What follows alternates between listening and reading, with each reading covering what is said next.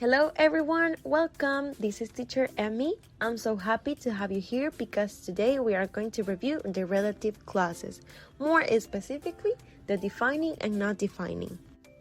But of course, we need to check our agenda. So first of all, we are going to have some basic concept, then a little review about relative pronouns, the types of relative clauses, and we're going to finish with some examples.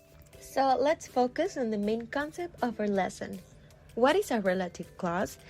So we have that is a group of words that is used to relate new or extra information to a noun. One characteristic is that it always starts with a relative pronoun. Let's see this example.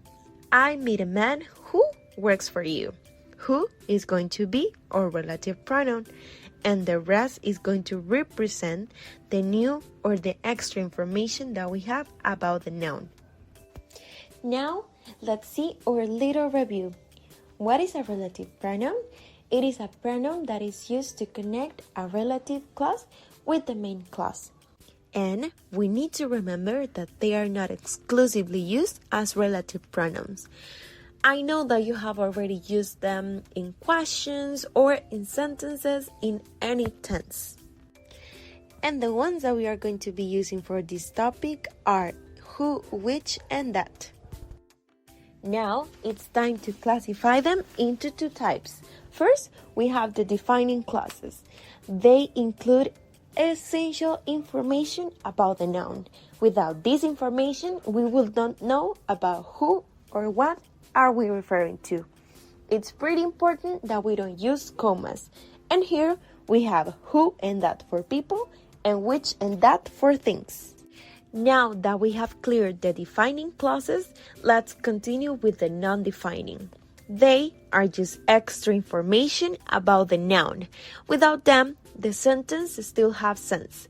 It is not adding or removing anything to the sentence. Here, it's really important the usage of commas. And we are just going to be using who for people and which for things. That is not accepted. Unfortunately, it's time to finish. But before, let's see some examples. I have an iPhone that works fast. This is a normal relative clause. The iPhone that I use for work is broken. Or essential information is that is the iPhone that I use for work, not any other. And my iPhone, which I bought last year, is broken. Here we have a non-defining. The information between commas is not essential. The sentence still has sense without it. Well, we are already finished. Thank you so much for being here. Have a great day and take care. Bye-bye.